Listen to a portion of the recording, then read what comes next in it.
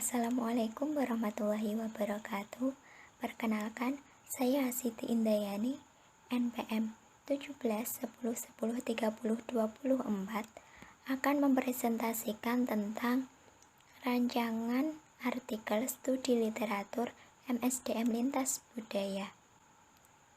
Di sini saya mengambil judul tentang pengelolaan keragaman tenaga kerja atau workforce diversity dalam organisasi sebagai studi literatur. Pendahuluan. Keragaman tenaga kerja merupakan fenomena kompleks yang harus dikelola dalam suatu organisasi. Manajemen keragaman tenaga kerja sebagai alat untuk meningkatkan efektivitas organisasi, terutama dengan perubahan saat ini yang melanda di seluruh dunia. Di Indonesia sendiri memiliki lebih dari 300 kelompok etnik atau suku bangsa. Tepatnya, terdapat 1.340 suku bangsa di Indonesia saat ini.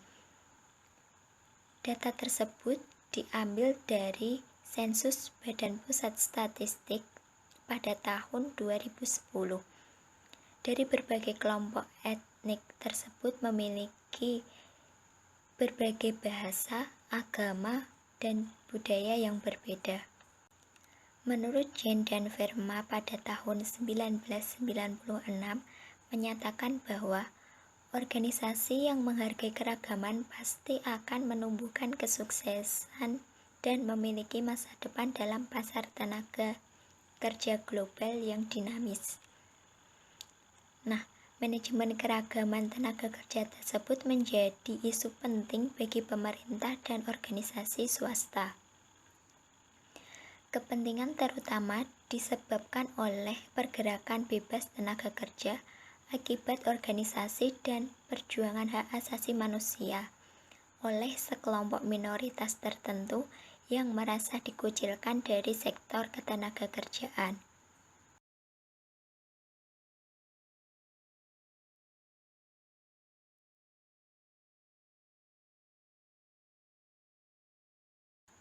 Metode penelitian. Metode penelitian yang digunakan dalam penulisan artikel ini yaitu studi kepustakaan, di mana penulis menelaah 10 artikel atau jurnal yang terkait dengan keberagaman tenaga kerja atau workforce diversity. Studi literatur tersebut dikumpulkan untuk ditelaah kemudian disimpulkan. Sesuai dengan yang disampaikan pada pendahuluan tadi bahwa penulisan artikel ini itu bertujuan untuk mengidentifikasi pengelolaan keragaman tenaga kerja dalam organisasi. Pembahasan. Keragaman organisasi di Indonesia pada umumnya memiliki latar belakang sumber daya yang hampir mirip, yaitu ada usia, jenis kelamin, masa kerja, etnis, pangkat atau golongan, status kepegawaian, status pendidikan, serta spesialisasi pendidikan. Karakteristik yang melekat pada beragamnya sumber daya manusia atau tenaga kerja akan menjadi motivasi dan inspirasi bagi perusahaan untuk mampu menghadapi perubahan bisnis yang terjadi melalui daya kreativitas dan kemampuan yang lebih untuk melihat suatu masalah dari berbagai sudut pandang. Keragaman dapat meningkatkan efektivitas organisasi. Organisasi yang mengembangkan pengalaman dan reputasi untuk mengelola keragaman kemungkinan akan menarik personil terbaik. Hal itu seperti yang dikatakan oleh Carroll et al. Pada tahun 2000. Keragaman yang ada perlu dikelola sebagai salah satu hal yang tidak bisa dihindarkan dari struktur kepersonalian, sehingga perlu dilakukan proses penyamaan persepsi atau mindset. Kesamaan persepsi ini akan mempermudah program pengelolaan lainnya. Kemudian, ketika keunggulan sudah ditemukan, Maka berikutnya adalah menyusun komposisi pegawai di setiap unit atau placement dan sekaligus membudayakan aktivitas inklusif yang melibatkan semua unsur yang beragam tersebut. Nah, proses ini dapat dimulai sejak rekrutmen pertama kali dan dilanjutkan dengan penempatan pada unit yang tepat. Komposisi di setiap unit ini diharapkan melibatkan sumber daya yang beragam, kemudian ditindaklanjuti dengan menyusun sistem kerja yang mampu memunculkan kerjasama dan sikap terbuka. Nah, hal tersebut didasarkan pada penelitian Titin pada tahun 2012. Kemudian menurut Thomas dan Orley pada tahun 1996, masih dalam penelitian yang sama, yaitu penelitian Titin pada tahun 2012, yang menyatakan bahwa dengan mengelola keragaman sumber daya manusia yang baik, perusahaan dapat meningkatkan profitabilitasnya, go beyond financial measure, untuk mencapai pembelajaran, meningkatkan kreativitas, meningkatkan pertumbuhan organisasi dan individual, dan meningkatkan kemampuan perusahaan untuk melakukan penyesuaian secara cepat serta untuk melakukan perubahan dengan sukses. Untuk memperoleh manfaat yang sebenarnya dari keragaman tenaga kerja, perusahaan dan organisasi perlu melakukan pengolahan keragaman yang tepat.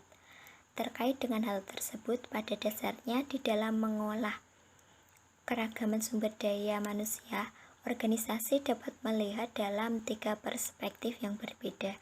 Ini berdasarkan pendapat Thomas dan Orley pada tahun 1996.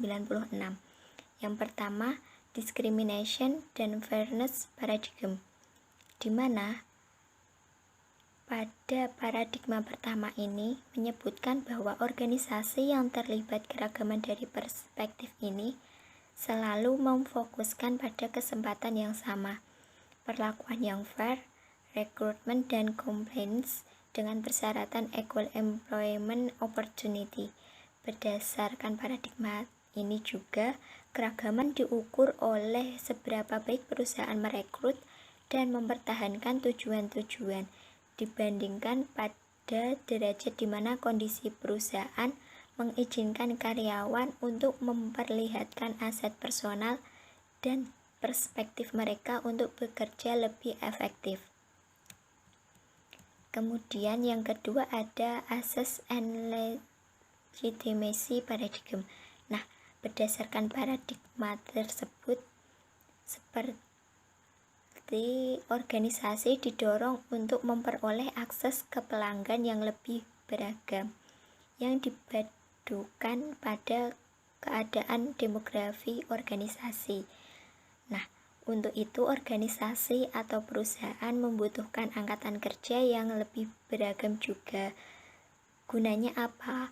Untuk membantu perusahaan memenuhi kebutuhan segmen yang berbeda-beda. Perusahaan yang berhasil menggunakan perspektif access and legitimacy untuk meningkatkan keragaman hampir selalu beroperasi sesuai dengan lingkungan bisnis, di mana terdapat peningkatan keragaman customer, klien, dan tenaga kerja. Kemudian, semua itu jelas merupakan kesempatan bagi perusahaan. Nah, dalam penelitian Titin Hartini tahun 2012 juga, menurut Cox dan Black tahun 1991, menyebutkan bahwa sejumlah keunggulan dengan memotivasi orang-orang dari budaya yang berbeda merupakan salah satunya adalah dalam hal persamaan. Kemudian yang ketiga, learning dan effectiveness paradigm. Perusahaan atau organisasi menyadari dan mempertimbangkan bahwa seringkali karyawan membuat keputusan dan pilihan ketika bekerja yang didasarkan pada latar belakang budaya mereka. Perusahaan membangun sebuah pandangan tentang keragaman yang kemungkinan mereka untuk memasukkan perspektif karyawan ke dalam kegiatan organisasi dan meningkatkan kegiatan dengan mempertimbangkan kembali tugas-tugas utama serta mendefinisi ulang pasar, produk, strategi, misi, praktek-praktek bisnis, bahkan budaya organisasinya. Perusahaan seperti ini menggunakan paradigma learning dan effectiveness untuk mengelola keragaman, dan dengan melakukan hal tersebut, mereka memperoleh manfaat yang sesungguhnya dari keragaman. Paradigma learning and effectiveness mengangkat tema integrasi seperti paradigma fairness. Ia mendukung kesempatan yang sama untuk seluruh individu, dan seperti paradigma akses, ia mengakui perbedaan budaya antar orang-orang dan juga mengakui nilai yang ada dalam perbedaan tersebut. Nah, pada hasil penelitian yang dilakukan oleh Ellie dan Thomas pada tahun 2001 yang menyatakan bahwa memberi dukungan terhadap perlunya perusahaan untuk mengalihkan perspektif mereka ke perspektif learning and effectiveness, karena ternyata mampu memberikan sustained benefit dari keragaman yang ada di dalam organisasi tersebut. Lalu, bagaimana mengelola tenaga kerja yang beragam dalam organisasi? Nah, di sini organisasi harus menghubungkan perhatian terhadap keragaman dengan keputusan manajemen sumber daya manusia di sekitar perekrutan, seleksi, penempatan, perencanaan suksesi, manajemen kinerja, dan penghargaan.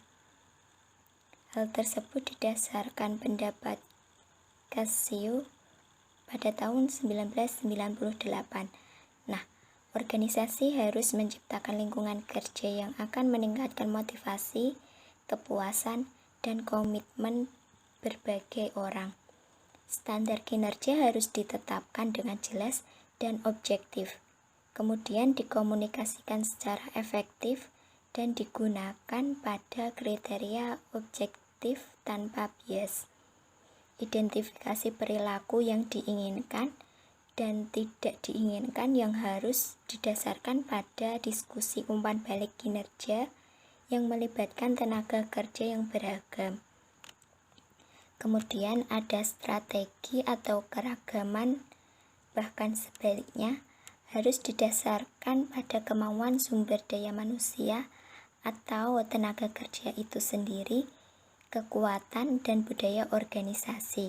Nah, manajer harus memahami budaya perusahaan mereka terlebih dahulu, kemudian baru menerapkan strategi keragaman sesuai dengan budaya itu. Hal itu sesuai dengan pendapat Hayes.